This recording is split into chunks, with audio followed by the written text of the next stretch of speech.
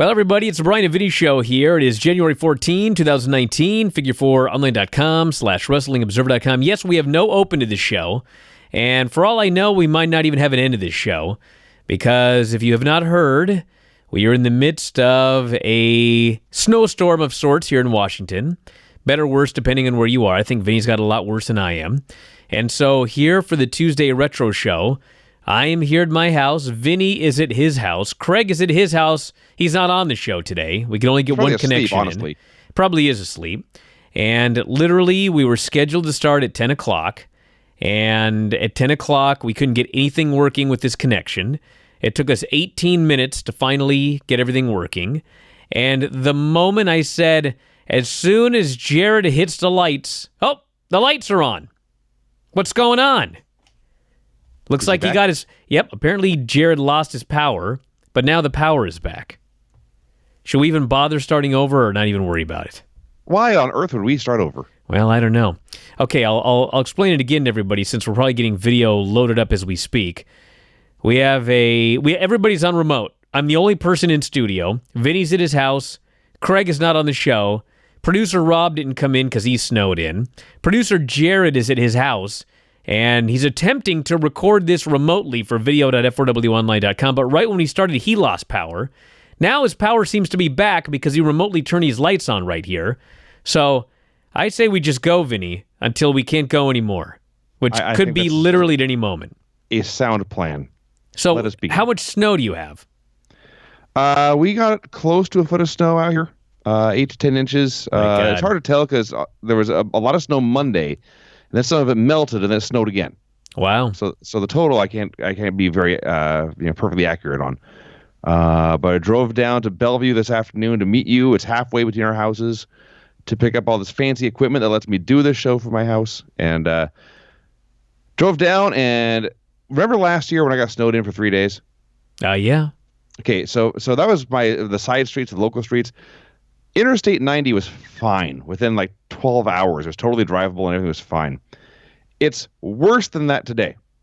I got on at exit 31 to drive down to Bellevue, and from the on-ramp to exit 31 all the way down to exit 18 in Issaquah, I did not see concrete. It was iced and snowed over the entire way down. I did a 4-wheel drive, so I made it, but it was harrowing. And after meeting you, I immediately, in that parking lot in Bellevue, I put the chains on my car. Then I started driving, realized in Bellevue I didn't need chains, took the chains off my car, got as far as Issaquah, right at exit 18, and I put the chains back on my car, only to discover that it had gotten much better in the afternoon, and at no point did I even need these chains. So I spent an hour putting chains on and taking them off my car, only to discover that for some reason the eastbound lanes were not nearly as bad as the westbound lanes. And so it was an hour wasted. Well, all I know was everything got canceled today. Paisley's preschool got canceled, and nobody was leaving their houses, and there was no way that you and Craig and Rob were going to get here. So yes, I drove. I decided I would get some equipment for you to do the show from your house. We would meet at the halfway mark, and then we would be able to do the show here tonight, which at any moment, as I noted, we could just lose power, and it's just all for naught. But I got on the road, and the roads were totally fine. There was not a drop of snow on these roads. And I flew to Bellevue like it was nothing. And all the way there, I thought, we're meeting at Novelia's all-you-can-eat Brazilian steakhouse. I'll drop this stuff off to Vinny, and then I'm going to go have all-you-can-eat steak. I get all the way to Novelio's, and they're closed for snow. Yes. So I drove back home and didn't have Novelio's. Whatever. This is winter in Seattle, everybody. An inch of snow, and everything's shut down. It was crazy, the stuff that got shut down here today because of this, but anyway, let's get going. Retro Raw and Nitro 19 years ago this week. No music today, so you're going to have to just do your finishes report in dead silence. Well, that's what I always assume I'm doing it to anyway. So, WWF Monday Night Raw, January 15th, 2001, the Royal Rumble Go-Home Show. It's a week away. This, by the way, was a week where it was believed that WCW had been sold to Fusion, which, of course, that ended up not happening, and they went out of business. And it also happened to be the same week that Zuffa bought UFC. How about that? Zuffa buys UFC, Fusion allegedly buys WCW, and look at the history of wrestling and MMA afterwards. It's crazy. One went up and one went down. Actually, they both went down and then one went back up again later. And one died. Yeah. The Hardy Boys and Lita versus Right to Censor. So on Heat, Ivory had said China was afraid to get in the ring with her and offered her a title shot at the Rumble. Thinking, of course, that China would never accept. They hit her with a pile driver. She would not be ready by the Rumble. So, it was a cowardly thing for the heel to do, to challenge a woman who would not be healthy enough to fight her back. So they do this tag match. Lita is by far the biggest star at this point. Place goes wild when she gets her hot tag. She's running wild on Ivory. Ivory tries to run away when who should appear but China? And she throws Ivory back in the ring. Ivory is horrified, like she's seen a very large, muscular ghost. And she turns around and gets pinned with a twist of fate. And China gets in the ring and she accepts Ivory's challenge. And Ivory outside is just, she's horrified, but she is also furious that she's been embarrassed like this. Ivory was great in this segment. Yeah, the whole segment was great. The match was hot. It felt like a super hot company here. And everybody loved Jeff when he made the hot tag. The women are screaming. They go crazy for Lita. They went crazy for China when she came out afterwards. She actually cut a pretty good promo accepting the match at the Royal Rumble. And overall, it felt like Raw was on fire here. Actually, for a lot of this show, it actually felt like Raw was on fire. So I think when everyone says that like the year 2000 was great, I think we can comfortably say that the year 2000 sucked, but the beginning of the year 2001 actually was great, because so far it has been. A big giant limousine arrives. It's Hunter and Steph. And they came out and talked for days. Well, they talked for days, Vinny, but quite frankly, they only talked for days, unlike on Nitro, where they came out and talked for a week. You know what, Brian? That is a good point. I watched Raw first. Oh, so my my Raw God. notes, it doesn't mention anything about the week on Nitro they talked for. Dude, If you would have watched Nitro first, you would have watched this segment and thought, man, they got in and got out. They got in, made their point and left. It was awesome. Yes. Hunter says everyone wants him to kick Austin's ass, including the idiot carrying my bags up to my room, which is not that anyone was going to cheer him anyway, but it was just a fantastic heel thing to say. They say Vince is not here tonight, but he's joining us live from some XFL shenanigans. And they show up on the big screen.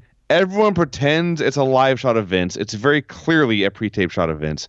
He's got an XFL jacket on. He's got an XFL football on. There's XFL pennants on the wall. And he's at some XFL-related meeting point. But he's taking time to meet with Hunter and Steph here and promises tonight's show will be very interesting. And he announces that Hunter at the Royal Rumble is getting a title match against Kurt Angle, which is something I don't think they had announced until this moment. And Steve Austin is in the Rumble. And if either Austin or Hunter lays a finger on each other, they will lose those matches. Austin will be out of the Rumble. Hunter will be out of his title match. So, a couple of things here. Oh, first off, he also announced a match, Austin and the Dudleys versus Edge, Christian, and Kurt Angle for later.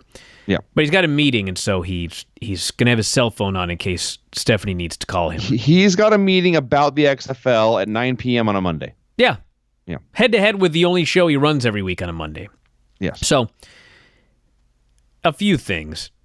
Number one, they are pushing the XFL so hard 19 years ago this week.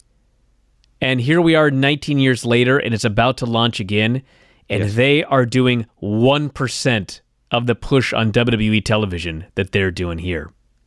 And the one 19 years ago where they pushed and pushed and pushed, that one failed spectacularly. It was. So we'll see what happens with the XFL in 2020, but I'm not overly confident, Vinny. That's my football analysis for the day. I'm not overly confident. There was a minor league football league that started last year. It's later in the year, later spring. But the point is, they didn't even finish their season. Yeah. So it's a tougher row to hoe than a lot of people realize. So the other thing is that we were watching the Seahawks game on Sunday, and by we, I mean my wife. And I did notice that throughout that Seahawks game, they were pushing hard that you could buy XFL tickets. So Well, I mean, they are trying to sell anything. Anyway, the other thing I noticed here, and people are going to go crazy when I say this, but I swear to God, when I say it, you're going to think I'm out of my mind, I'm crazy, and I'm probably stupid.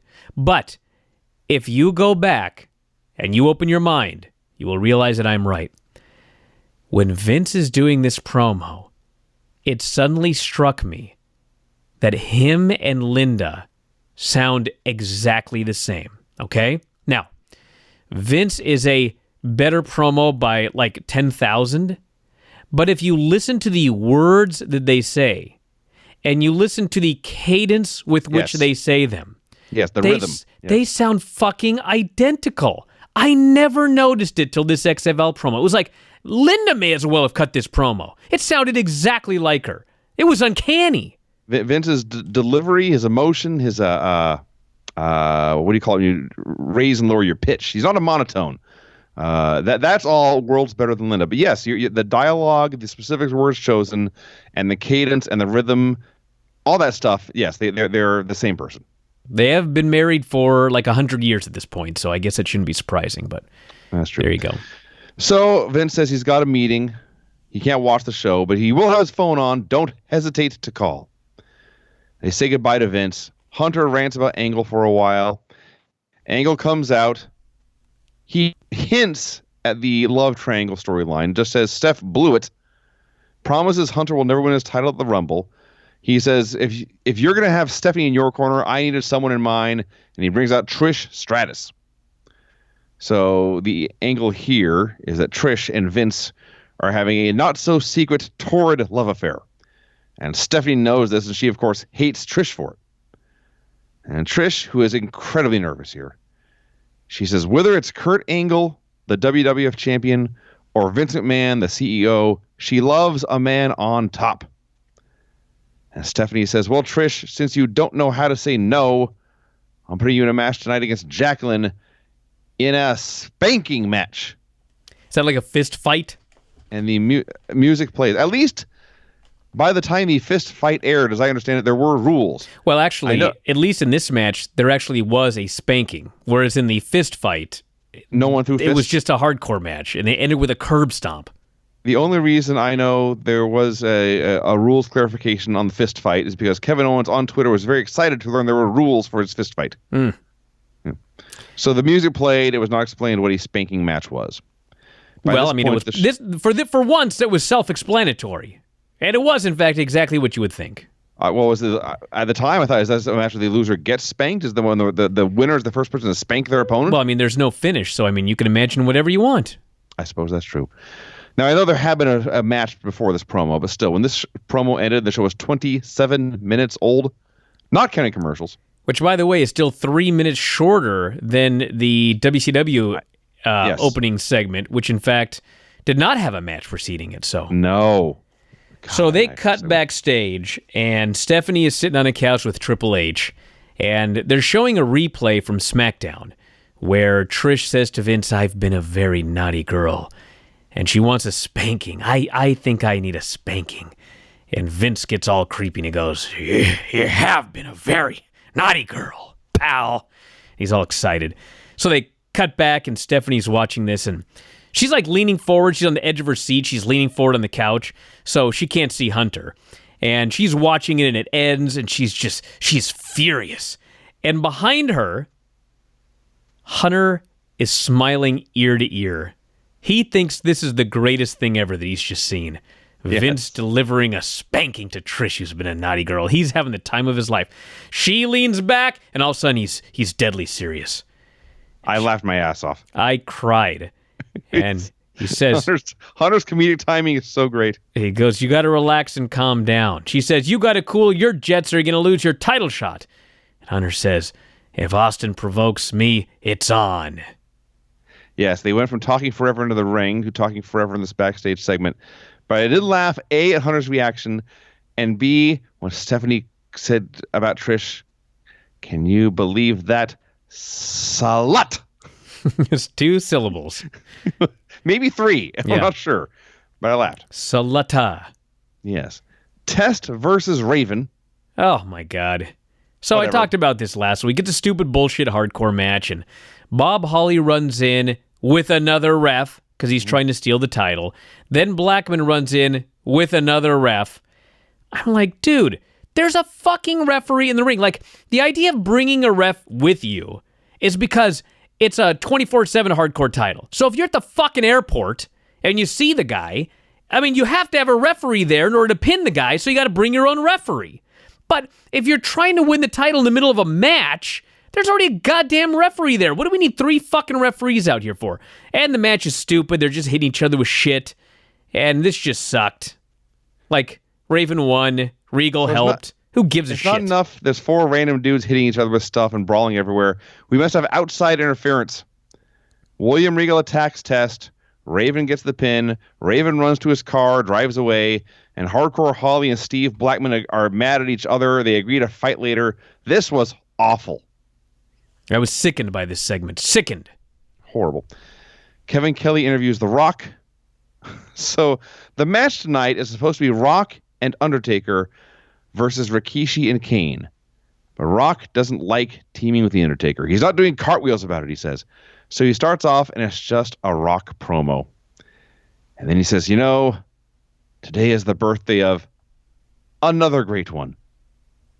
Martin Luther King Jr. Hey, we did have the video at the beginning of this show, so we did. It's begun. 19 straight years of that video. Yes. And The Rock talks about Martin Luther King's dream speech. I have a dream speech. And he says, The Rock has a dream too. And he builds up to it from coast to coast and sea to sea, from Wisconsin to China and back. Whipping ass, whipping ass. Thank God Almighty, The Rock is whipping ass.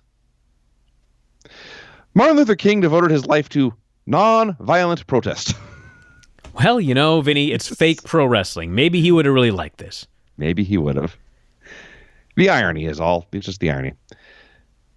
Michael Cole interviews the Dudleys. He notes that on SmackDown, Steve Austin had hit them in the head with a chair, and now they must team with him. And they say they understand that a man's got to do what a man's got to do. But once tonight's match is done, we're going to have a Dudleyville discussion. Can't wait for that one. I'll be waiting for a while, unfortunately. Hunter's on the phone with Vince. He says he had done an appearance on the Drew Carey show. Drew's a huge mark for me, he says. He wants to do something with the Royal Rumble. That's Hunter's exact words. Yes. He wants to do something with the Royal Rumble. And Vince goes, you called me for that? Steph says, Drew Carey wants to be in the Royal Rumble? So beginning. That's how it all began. Yes. A simple misunderstanding. Now, before they can address this and correct it, Stephanie interrupts and says, Dad, The Rock doesn't want to team with The Undertaker. Says, all right. I'll switch up. I'll do Rock and Kane versus Undertaker and Rikishi. At which point Hunter says, that's a great idea. Vince, you're a genius. And Vince says, thanks. That was the extent of the phone call. I can see every word of that second half being a real-life Vince McMahon conversation. I see Hunter constantly telling his father-in-law that he's a genius, tongue-in-cheek, yes. And Vince just politely thanking him every time. By pointing out there's a problem, leaving the obvious alternative unsaid, letting Vince say it, and then praising his genius. I did love that Vince wasn't like, damn right I am, or no. He was just like, thanks. It's someone called him great. It's just Monday. Yeah. Rock and Kane versus Undertaker and Rikishi. What a weird-ass match. Well, yeah, because it's a babyface and a heel against a babyface and a heel. Yes, but first they had the heels wrestling forever, each other, and then the babyfaces wrestling each other forever. Well, listen, if you're going to do an Incredible Partners match, then you may as well go all the way. I suppose. And the other thing, of course, this is the go-home show for the Royal Rumble. Yes, well, it'll be every man for himself, yes. Yes. So it breaks down. Kane takes out Rikishi with the bell, then turns on his partner, The Rock, chokeslams him, and leaves. And if Taker had just made the cover, everything would have been fine. But no, Taker had to hit him with his move. What ensued was perhaps the most embarrassing moment of either The Undertaker or The Rock's career.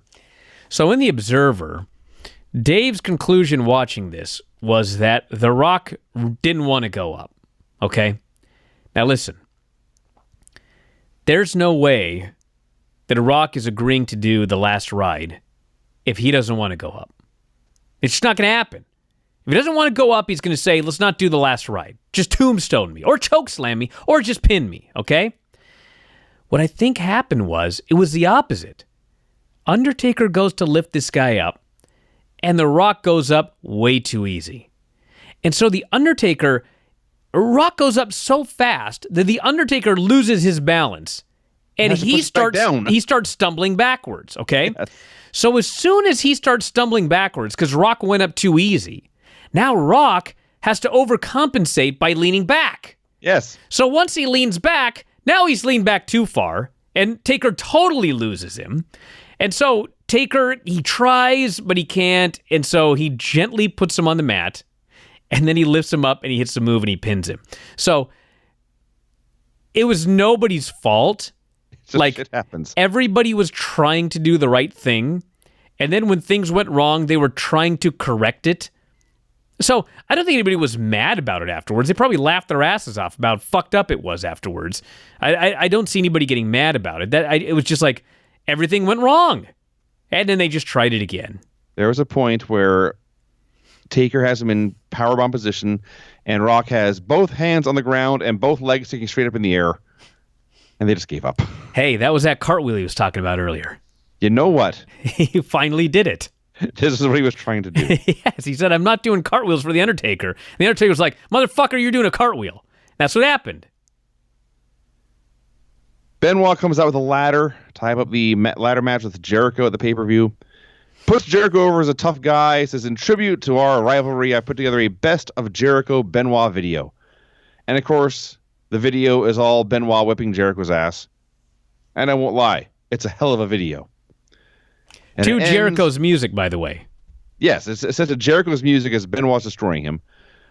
And then Benoit rambles on for a while until Jericho attacks, lays him out of the ring, says this is one of his greatest hits. And that was that. This was fun. It was all right. I mean, it actually was not great. Like, Benoit's promo wasn't very good, and Jericho just knocks him off the ladder. All I could think was, and I probably thought this 20 years ago, too, or 19 years ago, these two guys are so great that all you have to do, really, is just announce that they're going to have a match. Like, anything you do on top of that, you run the risk that you're going to make me care less. And it wasn't like I cared less afterwards because I knew they were going to have a really good match, but they did not need this angle. Like, if you had just told me Benoit and Jericho are wrestling for the Intercontinental title, the Royal Rumble, all right, sold. That's all I need. And, like, you're not going to sell a casual fan on this feud. The casual fans are buying for the Royal Rumble. So, to me, you may as well not even have done this. All I know is 19 years later, I remember how great this ladder match was. Probably not as much fun to watch back now in hindsight for obvious reasons.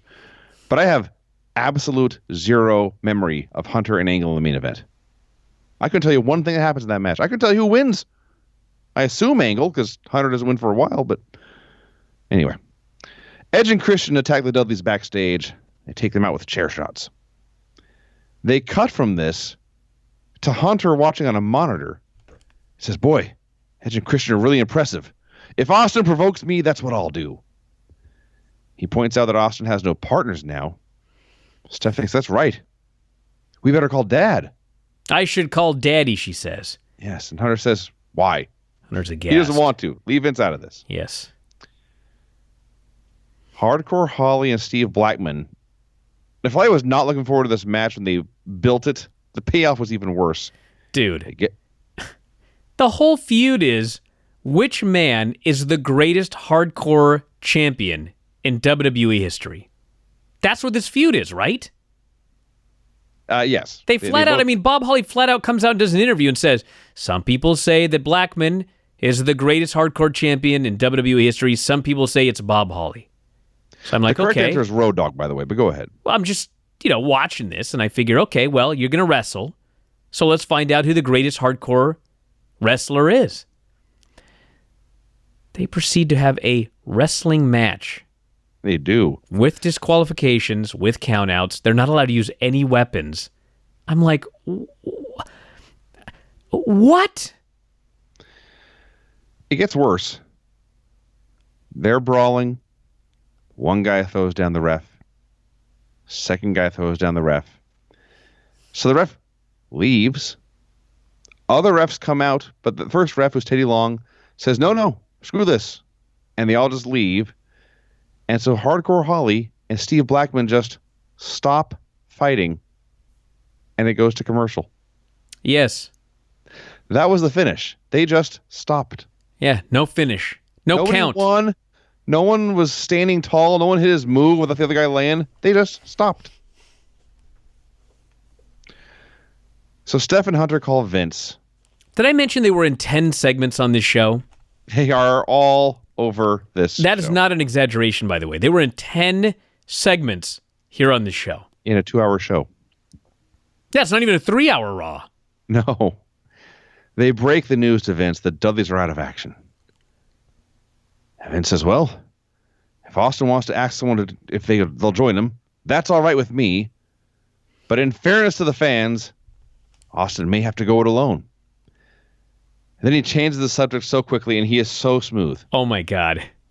He says, so how's The Rock doing? And Kane? And Trish? And Ese Rios? Howled. It's the best. The best. Steph says, Trish? You want to know how Trish is doing? Steph catches this. She's upset. Well, I'll tell you this, Dad. She's wearing a brand spanking new outfit. Vince says, I wish I was there, he says. Yeah, sounds great. I wish I was there. They cut to Trish, and there is no other way to describe her outfit. It was a brand spanking new outfit. So it's Trish versus Jacqueline in a spanking match. It's a leather strap match. Each person has a leather strap they can hit each other with. It's like 2 weight belts. Yeah, basically. But I've seen this wrestling stip done before. It's an old school thing. Usually that's called a spanking match. But country whipping match is what you usually call it. Sure, yeah. So it goes like a minute, and Jacqueline's whipping the hell out of her.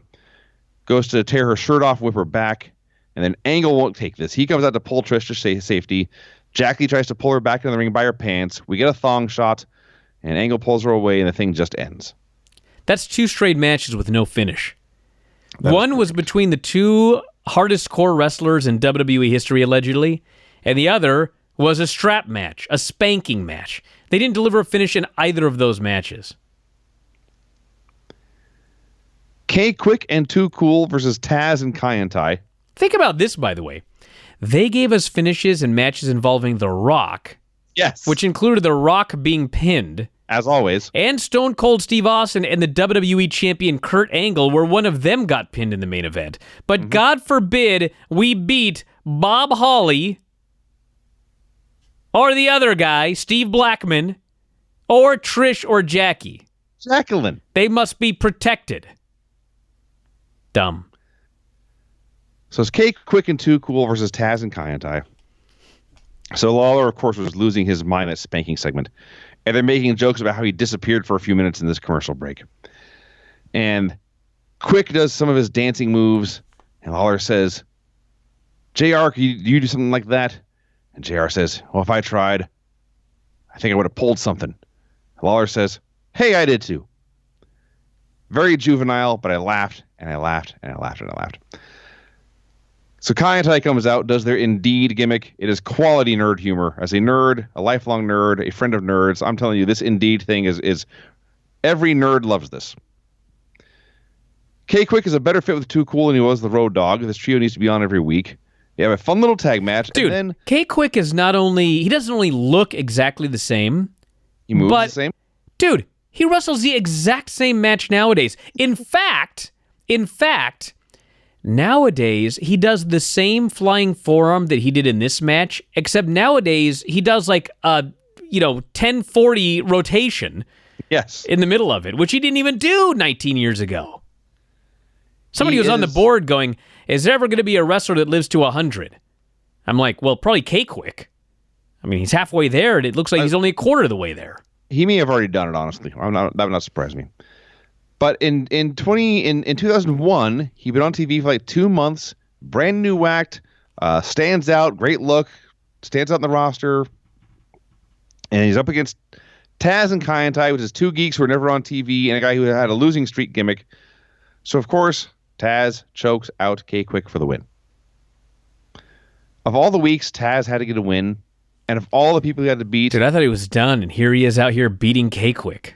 With Grandmaster Sexay and Scotty Too Hottie there to choke out. Yes. No, K-Quick had to take the fall. Some very strange booking in the show. Not really. Not if you've watched this company for 30 years. There's that too. Angle and Trish are tending to Trish's buttocks backstage. Kurt just pats her on the ass.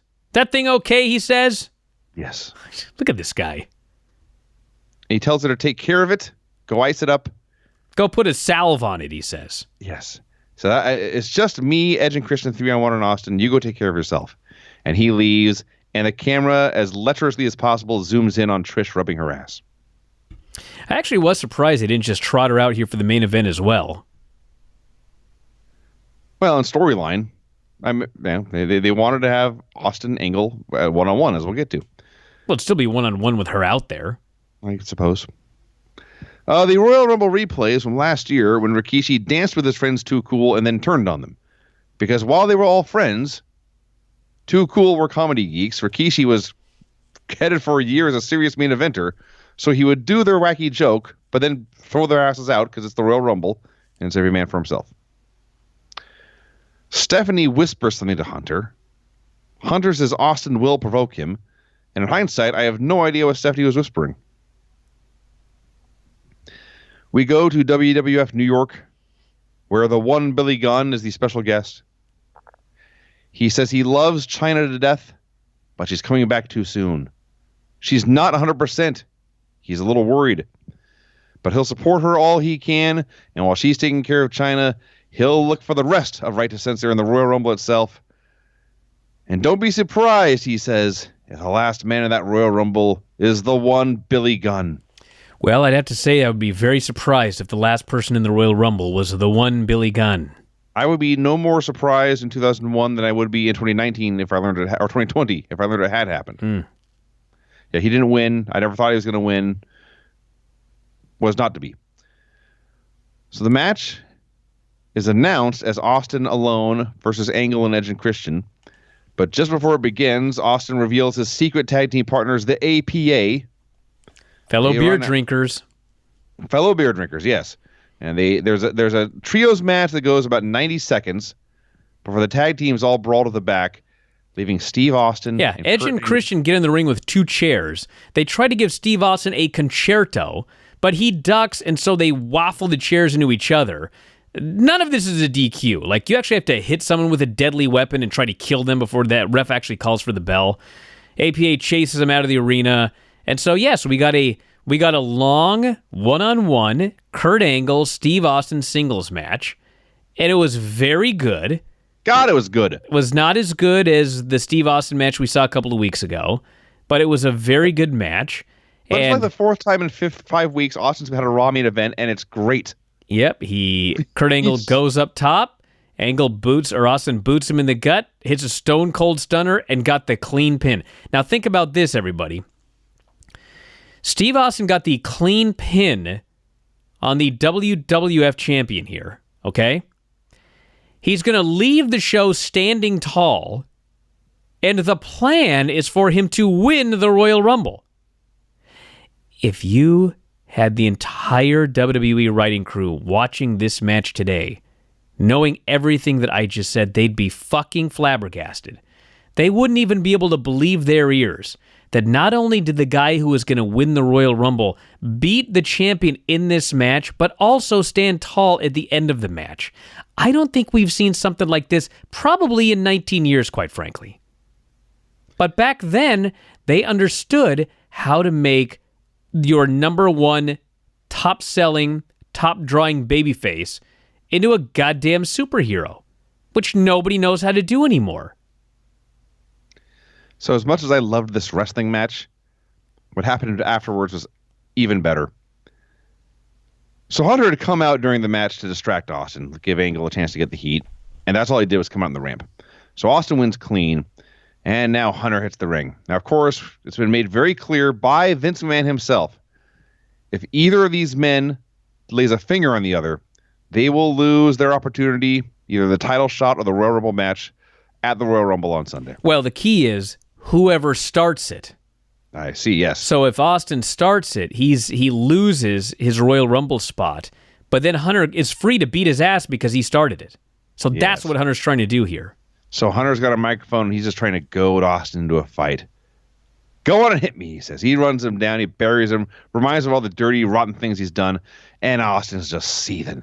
There's nothing more he wants than to kill this son of a bitch. And he's pacing back and forth. He can barely contain himself, and Hunter's getting more and more personal, pushing all the buttons. And Austin leaves the ring, and he grabs a chair, and he gets in Hunter's face, and the place is going bonkers. They're all crazy into this. And then at the last minute, Austin swings up the chair, and he slams it down to the mat. He gives Hunter the double bird, and he storms out of the ring, and his music plays.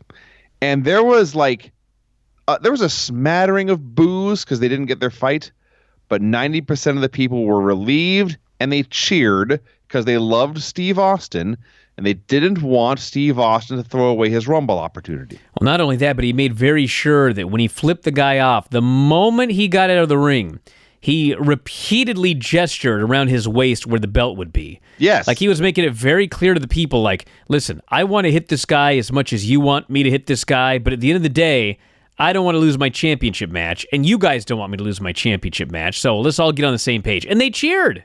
90% of them cheered. So he storms to the back. His music's playing. Hunter is not giving up. Keeps calling him names, calling him insults. And right as Austin's about to go to the back, Hunter says, Austin, I knew it. You were nothing but a great, big pussy. And Austin throws in the brakes. I just was laughing so hard because of all of the things that Hunter said to this guy. He insulted him. He belittled him. He made fun of him. But the one thing, the word chicken to Steve Austin is to call him a great big pussy. He could not take it. This was just too much for Steve Austin. Now, fuck the title shot. Fuck the world championship. I must kill this man. I must kill this man. Else. He turns around, fire in his eyes. He goes running down the ring. He's going to lay all sorts of hands on this motherfucker. But as soon as he hits the ropes, Kurt Angle, who has a match against Hunter on Sunday, he grabs Hunter from behind and lays him out with the Angle Slam. He's very happy. He jumps up. He does that little kicking pose he does. And he turns around, and Austin boots him in the gut and stuns him and leaves him laying a second time. Yep. The place goes wild. It's white hot. They got what they wanted. They got Steve Austin stunning someone and laying him out, but Austin never lost his shot. So everything's still on for Sunday. Austin never laid a finger on Hunter. Hunter never laid a finger on Austin. This built up Hunter and Angle. This built up Austin for the Rumble, and the show goes off the air. This was beyond perfection. Hey, listen, the last, 6 weeks of the shows we were watching in the year 2000. I mean, I was watching that show, and I just saw one sign after another that one way or the other, whether WCW dies, whether Steve Austin turns, I mean, it was going to go down one way or the other. And it probably was, but after watching this show was great. And I guess we'll see what kind of momentum they can maintain. Somebody on the board said that like the road to WrestleMania in 2000 or 2001 was like the greatest period. It was like its favorite period in WWE history. So we'll find out because we got 11 weeks left. We're gonna watch the end of this run to WrestleMania, and maybe he's right because god damn, this was a great wrestling show, and last week was too. Well, everyone, we have no music, so plug in your iPod, if those still exist, and listen to whatever music device you have as I give you the finishes on this show. Which were? The finishes on this show were pin after distraction and or interference, pin in a hardcore match with a bunch of dudes, pin after one guy turns on his partner, no finish for what may or may not have been a hardcore match, no finish in a spanking match, clean submission, and clean pin in the main event. There you go. The Monday Nitro following the Sin pay-per-view. Yes. Eric Bischoff is back in charge now that it is believed that Fusion is going to be buying this company. So Any stupidity on the show, Eric Bischoff? Anything good on the show? Quite frankly, Eric Bischoff. And since everybody thought that the show was being sold, I mean, you can look up and down this lineup and the show here tonight, and these guys were working their asses off. Like, you watch Kevin Nash on this show, and that is a good point. He's cutting a fiery promo, and he's working his ass off in that main event. It's not like great, but he's working his ass off. It's the best he can do. Everybody is doing their best. I mean, everyone was all of a sudden going from, we're going to make our money forever because, like, this company's going to be here forever, so who gives a shit? To all of a sudden, holy fuck, we need to earn our spot. And it was great. WCW Monday Nitro, January 15th, 2001, 11 episodes to go. Countdown. This must be like the marathon runner on his last mile. Like, you can see the ribbon. He's just got to run a little bit more. Hey, this show was good. If they were all like this, I could go another year. By the second, well, the after the half hour that started, it was good. Highlights from Sin. Goldberg and Sarge are facing Totally Buff. When Goldberg goes into the stands, he gets maced by a fan. Somebody gets pinned, and Goldberg's career is over. In the main event, the Mystery Man attacks Sid. You're going to laugh at me, and that's fine. I forgot who the Mystery Man was. What? We talked about it last week when the Mystery Man was obviously Rick Steiner. Yeah. I thought the Mystery Man was Rick Steiner. Well, the Mystery Man was Rick Steiner for a long time. And the original idea was that the Mystery Man was going to be Rick Steiner. Okay. But then they decided that it was going to be Animal. Road Warrior Animal. Yes. So, yes. And Flair was involved somehow in screwing Sid. So, Sid got screwed. We'll get to Sid in a moment. And they show us after the pay-per-view when Jarrett and Steiner and Animal went backstage and celebrated with Totally Buff and Ric Flair. It was all one giant, massive swerve. Because whoever is running WCW, it almost doesn't matter. Everyone loved swerves that ended up with all the heels working together. So we go to the announcers who explain that in this match, in the main event on Sin, Sid Vicious suffered an incredibly gruesome broken leg. Well, Tony says there was a horrific accident that occurred at the pay-per-view, and please get all of the children away from the television. If you have a sensitive stomach, you may not want to watch. Everyone be careful with this. After disclaimer, after disclaimer, after disclaimer, they show poor Sid breaking his leg over and over and over again. Every camera angle they have, in slow motion, in close-ups, it's wretched. Okay, allow me to say something about this, okay? So I was warned that they showed multiple replays here on the show. And so going into the show, I did not want to watch any of them. I was hoping they only showed like a photograph or something like that. I didn't want to see the actual injury. And like all day I'm thinking, God, I don't want to watch it. And I'm thinking about fast forwarding, but then the fucking network is such a disaster that I can't fast forward without it going to like the next show. So they announce it. They say, get the children out of the room. I made sure Paisley wasn't in the room here. And they show the first clip. And Sid's on the middle rope in his jeans. Jeans tucked into wrestling boots. And he leaps. And right as he makes contact, I looked away. It's like, I just can't do it. So then, in that moment, I suddenly realized that the vision of Sid's broken leg has never left my mind. Correct. I can close my eyes right now. I know exactly what it looks like. And I realized, well, if I watch it, it's not like something different's going to happen. No. I'm going to remember the exact same thing that I've remembered for 19 years now. And so they showed another angle of him jumping off the ropes, and I just watched it, and sure as shit, it was exactly what I remembered. His leg broke again. And so, I mean, I'm not trying to make a joke, but like, I wasn't horrified, because whether I watched it or I didn't watch it, I know exactly what it looked like. So I just fucking watched it. I remember him laying on the mat. I remember his leg. I remember his jeans. I remember this big, giant, scary, terrifying man on his back, reaching for his leg, helpless. Yeah, and it is a tragedy. It's a tragedy. And let me tell you something. I remembered everything about the break and exactly what it looked like, okay? But I have very little memory of what happened in the actual match because the break was so traumatic. That's like what you remember, okay? Yes. It's like the Over the Edge pay-per-view. Like, I remember everything about Ross but I don't remember anything else that happened on that show. And some of the things that I thought happened on that show, as it turns out, didn't. But anyway, so his leg gets snapped in two, okay?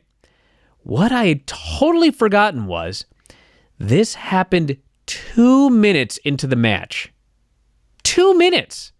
I thought they did like a whole match, and near the end, he came off the top and his leg snapped. No, they were 2 minutes into the match. Sid did not want to come off the top rope, or the middle rope, and he was talked into it.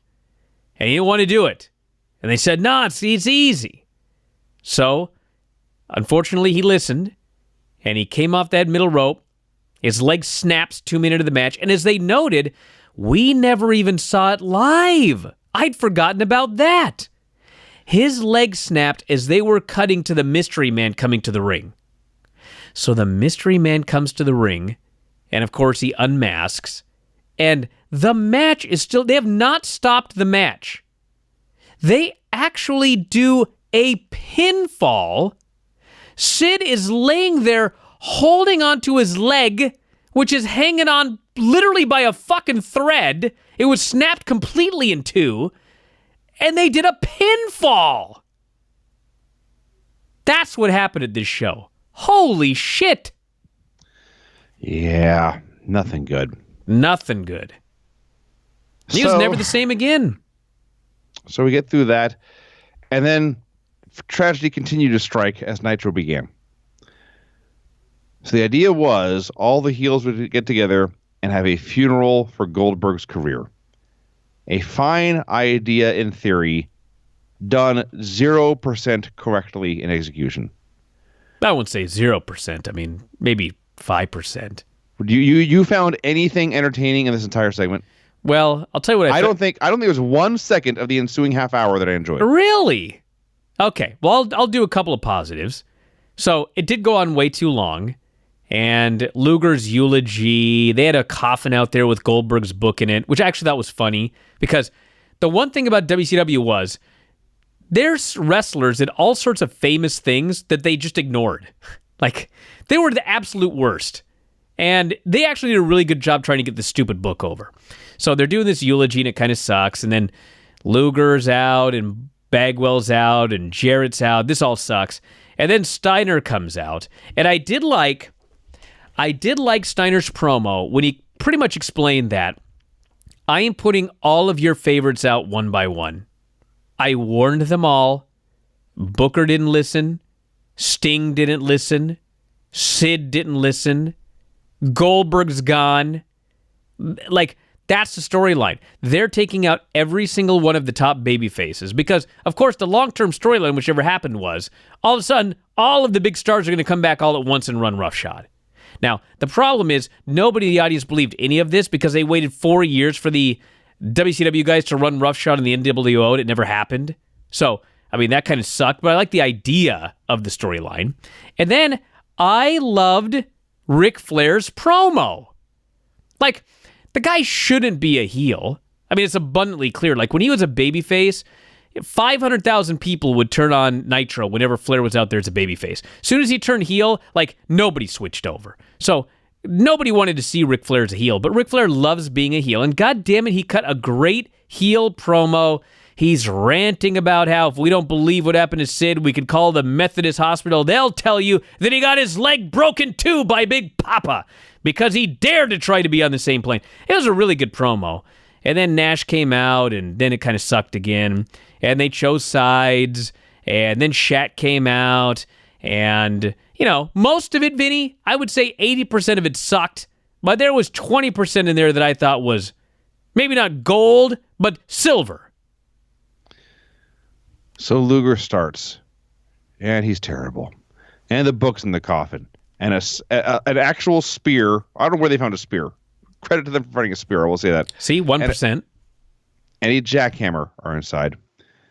Here's a 2%. As Tony is ranting about the swerve, they were all in on it. He's disgusted about this conspiracy. You hear Scott Hudson just say, shit. I wasn't sure, and I went back and checked like 3 times. That's what he said. Well, hey, TNT, to this day, you get 1 shit per episode. I guess so. So Luger's all fake sad and fake emotional. And it sucks, and it goes forever. Buff Bagwell goes, and he's fake sad, fake emotional, fake crying, and it sucks. And it goes on forever. Jarrett comes out. He's all choked up. He can't speak. For like 2 minutes, I swear to God, it's just standing there. Horrendous death television. And then he speaks, which is hardly any better. He points out Goldberg never beat him. Finally, they all laugh, but then they go back into character. Steiner comes out. Good riddance, he says, and he spits on Goldberg's book. Oh. And then Goldberg's music hits, and they all pretend to be scared, but it's Ric Flair and Animal doing Goldberg's entrance, and then they go to commercial break. This promo went so long, it went through a break and was still going when they came back. Flair cut a promo. I'm glad you liked it, Brian. I really am happy you got some enjoyment out of this. I really did. I liked it. All I wrote about it was, do a shot every time he says fat boy.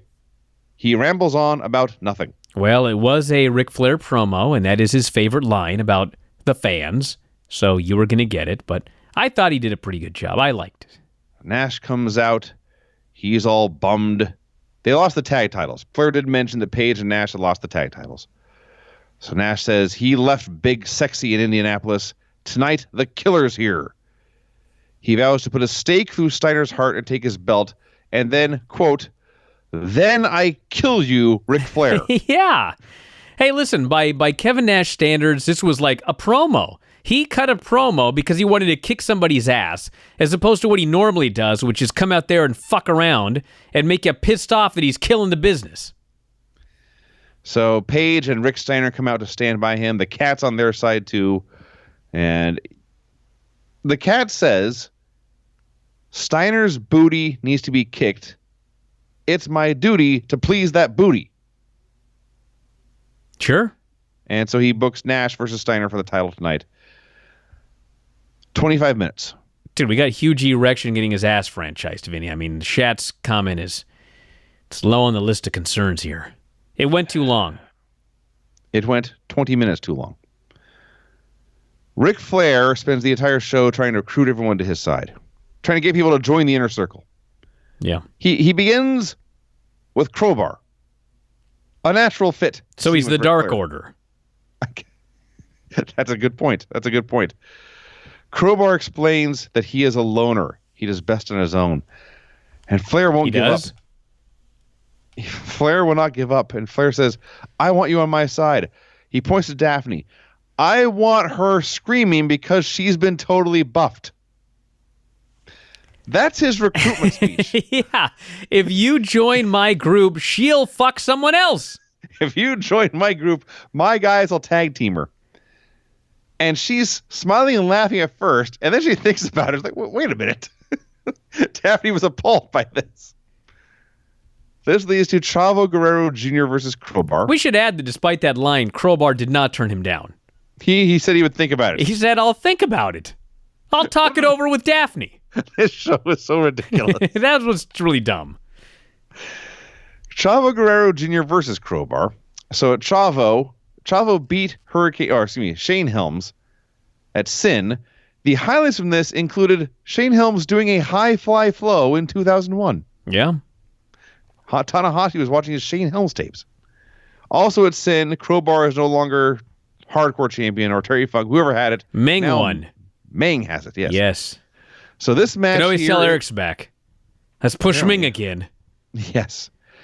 This match here is for the Cruiserweight Championship, even though Crowbar is bigger by like 40 pounds. So the story is, can Crowbar, the hardcore wrestler, fight a Cruiserweight-style match? And he goes for Hurricane Rana, but it gets countered because he's not used to Cruiserweight style.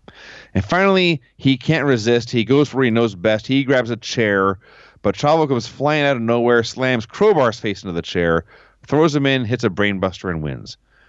Match was fine, and the setup and the story and the payoff was all quite good. So then they go to Luger and Bagwell. They're also helping Ric Flair recruit people for the Inner Circle or whatever. And they go up to Bam Bam Bigelow.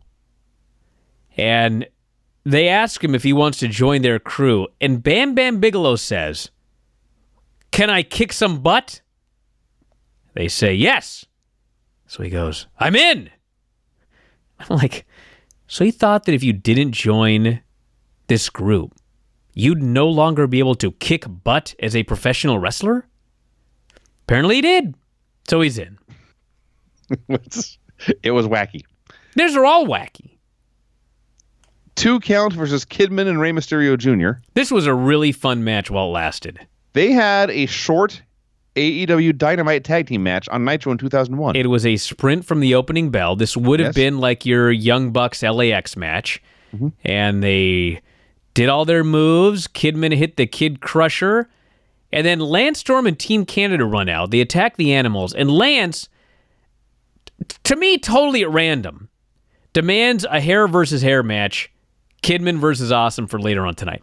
Now, we later find out that at the pay-per-view, there was some haircutting incident. So that's why this challenge was made on Nitro. But like at the time, they never told us any of that. So it was like, why in God's name does Lance want a hair match between these two guys? What? And they're going to do a hair match with a 1-hour build the day after a pay-per-view. Yes, exactly. Yes. Hey, listen, when I get the hankering to cut my hair, I don't want to wait 2 days. I understand. Right. I understand Mike Awesome.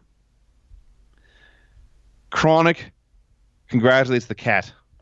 He won. He beat Sanders at the pay-per-view. He is now the commissioner, full-time, full-fledged commissioner. They say, "Listen, we helped you out. We're even now, but we need a favor." Which sounds to me like they're not even. But anyway, they want a title shot tonight. And Cat says, "Okay, but who's going to pay you?" And they say, "No pay. We're doing this one because they want to." So they make jokes about Adam's shirt. They make jokes about Cat's hair. Cat leaves, and Bryan Adams, who is after all a Hawaiian, just says, "Peace out, man." I laughed. Team Canada is shown stomping Billy Kidman to death in the parking lot, and then it's to the room. We go to wherever Ric Flair is. Ric Flair is like one of those guys that he always puts everybody over. Yes. And so he goes up to Chavo, who had a match at the pay-per-view last night for the Cruiserweight title, and he doesn't just say, "You were great last night, you were unbelievable." He says, "Chavo, last night you were miraculous." He's the Virgin Mary. He was miraculous at the pay-per-view last night. I like want you on my team, he says. It's like stigmata. It's a sign of the Lord. Chavo says, "Well, you know, things are going pretty good for me. If it's not broke, don't fix it." Yes. And Flair's advice is go drink, go chase some Nitro girls, have a good time, and I'll talk to you again tomorrow. Flair says, "I've known your dad forever. When your dad didn't know what to do, he would go out and drink 20 tequilas. So Chavo, go drink 20 tequilas, chase the Nitro girls, we'll talk about it tomorrow." And Chavo agrees. He leaves, and Mike Sanders comes in. Sanders tries to explain himself why he had said and done all those horrible things about Ric Flair over the end of 2000. Flair assures him it was just a young talent trying to reach the next level. "Sanders, I'm going to make you my pet project. I'm going to make you the next dirtiest player in the game." Remember when Flair was the mentor for The Miz for a while? He's tried this with a bunch of people. He has got horrible taste in next Ric Flairs. David Flair, for example. Well, that's his kid. I mean, come on. Yeah, it still didn't work. Well, I know that, but I mean, as far as like, well, let me find someone I'm not related to. Who could be the next Nature Boy? Oh, let's see, Mike Sanders. He'd be a great next Nature Boy. The Miz. Who could be better than The Miz to be the next Ric Flair? These are his choices. Yeah, he's got a bad record. He's not a good scout. Sanders is worried about whatever match he's got, or the tag matches guys have, and Flair promises everything's under control. Totally Buff attempts to recruit Hugh Morris, and he's just baffled. They should have offered him Viagra. I guess so. Chronic versus the Natural Born Thrillers for the World Tag Team titles. So when we began this review, you mentioned everyone who had been coasting was suddenly working hard. I was blown away by how not horrible this Chronic Natural Born Thrillers match was. Dude, the last 2 minutes of this match were actually very bad. There was like a horrendous superplex, and O'Haire Bryan crushed at a terrible superplex, yes. And O'Haire does his senton, which the camera doesn't even get. Also true. But I mean, prior to that, this match was in fact a totally solid professional wrestling match with Crush, Wrath, and the Natural Born Thrillers. How? I don't know. But yes, you could have aired, except for the there was some botchery at the finish. But for the most of this match, you could have put this on Dynamite or NXT. It would have been totally fine. You know what this match was? This match was me on the Christmas show when I'm very, very drunk and my daughter walks in and I do my very best to hold it together and I'm largely successful, but then I just fuck up at the end because I'm drunk. That's what this was. It was like they tried so hard to not suck, and they held it together for 85% of the match, but then suddenly it was just too much, and they reverted back to their old ways, and it fell apart and was a disaster. Well, Chronic hit the high times. People are jumping up and down that they might see this team win, but the pin gets broken up. And then all the other Thrillers come out and attack Wrath. Crushed as a terrible superplex. O'Haire hits a senton, and Palumbo gets the pin. At least the senton was shown on a replay. That's so thank true. God for that. The doctors are meeting with Billy Kidman backstage. He's got apparently a rib injury. They tell him he cannot wrestle tonight.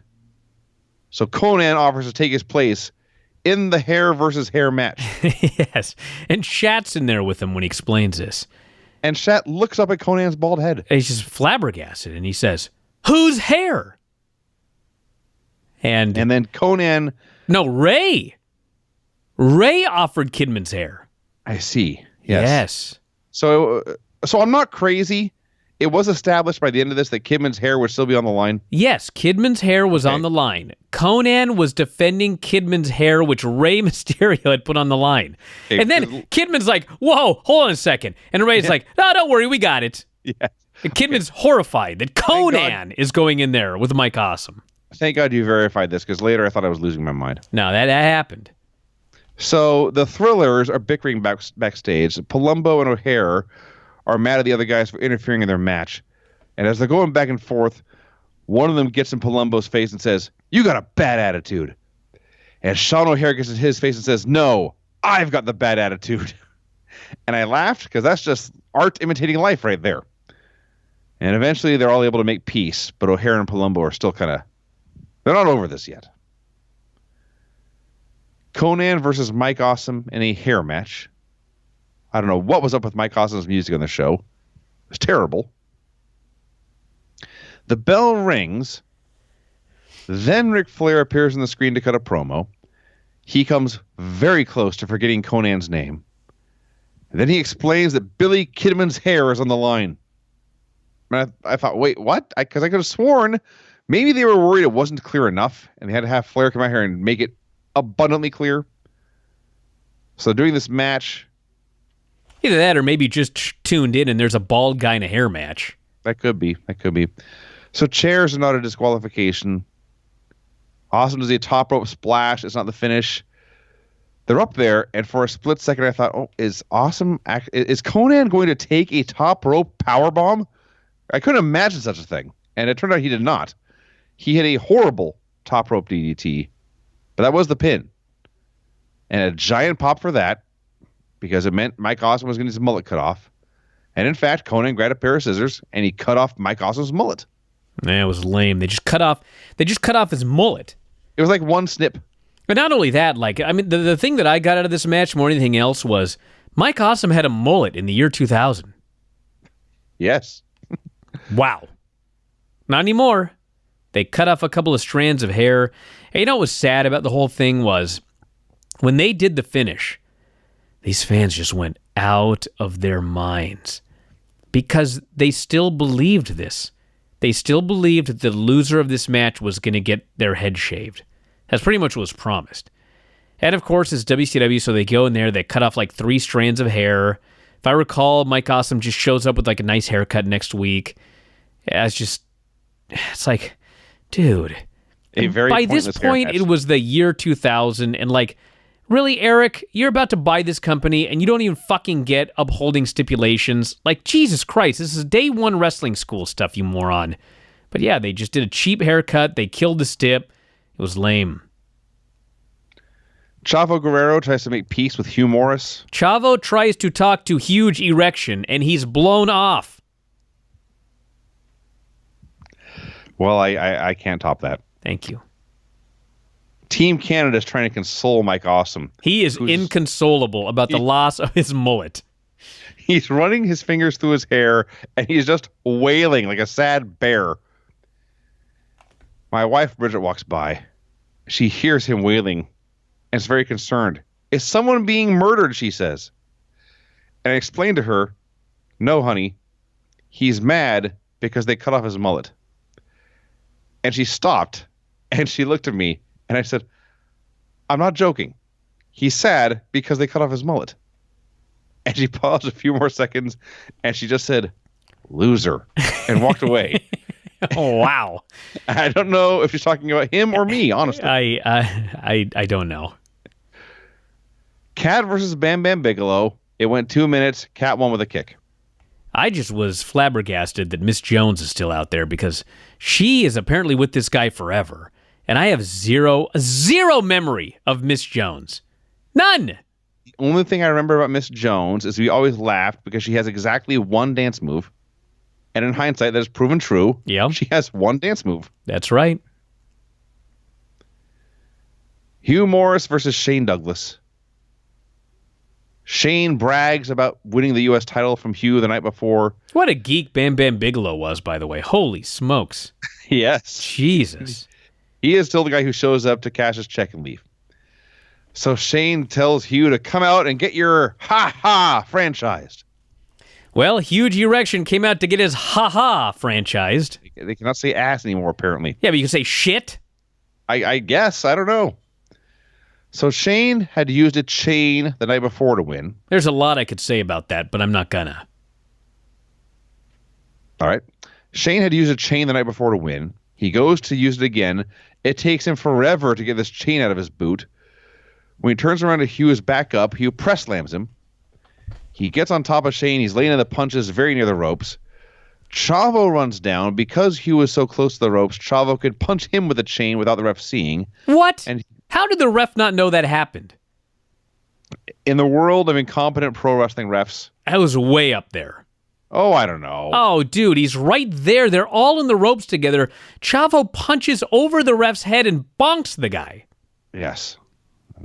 Hugh goes down, and Shane pins him. I mean, if you're the ref, Vinny, one guy is pounding on the other guy. You get in there to break them up, and all of a sudden the guy that was pounding on the other guy falls down and dies. That's a medical emergency. This ref's like, I'll count the pin. Well, you got a job to do first. Dumb. You can't call what you don't see, Brian. Dumb. No, that's my point. How do you not see this, you blind moron? You just said it. He punched him over his head. Ah, come on. So it leads to Mike Tenay interviewing Hugh Morris, who is screaming random things about Chavo and Guerrero and 5 months, and his head is killing him. He's sick of being General Erection. He's sick of being Hugh Morris. Wow. So who is he now? Maybe he'll be Bill DeMott. I forget. Bill DeMott. That's what he was on SmackDown.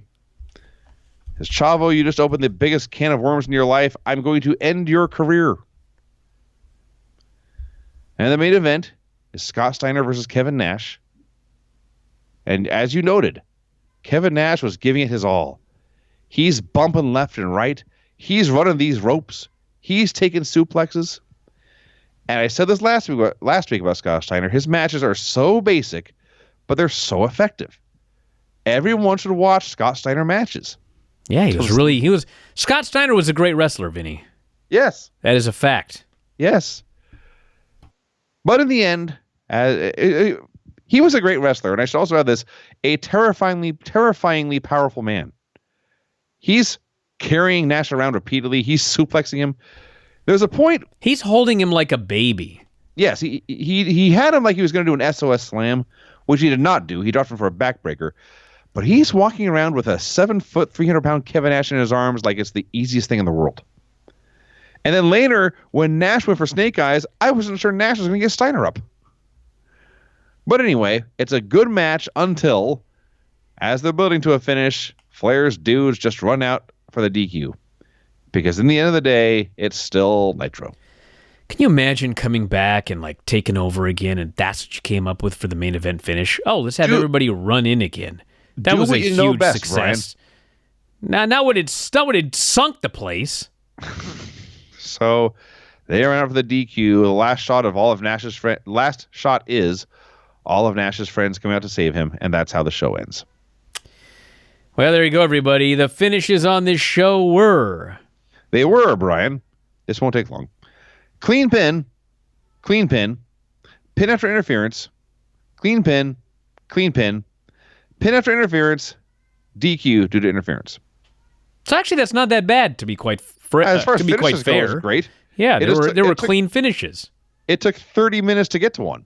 I mean, there was a time where we were reviewing the show, and if you even said the words "clean finish," like we all stopped and looked at each other, like, "What? Clean finish on this show?" But in fact, there was. And the gimmick is pretty much dead at this point, honestly. But we'll just keep on going. All right, everybody. Well, we have 11 shows left, so we're in the final stretch here. Thank God. And believe it or not, there's not going to be a show next week. Maybe Vinny and I will do it on the following Sunday or something. We'll figure that out. But anyway, I'll be on the Jericho Cruise Monday through Friday next week. So no AEW NXT show. No Bryan and Vinny and Craig show on Tuesday, but Dave and I will be doing a multitude of shows, and I am under the impression that I will be able to get those shows posted even though we're on a boat in international waters. So you'll have plenty of shows.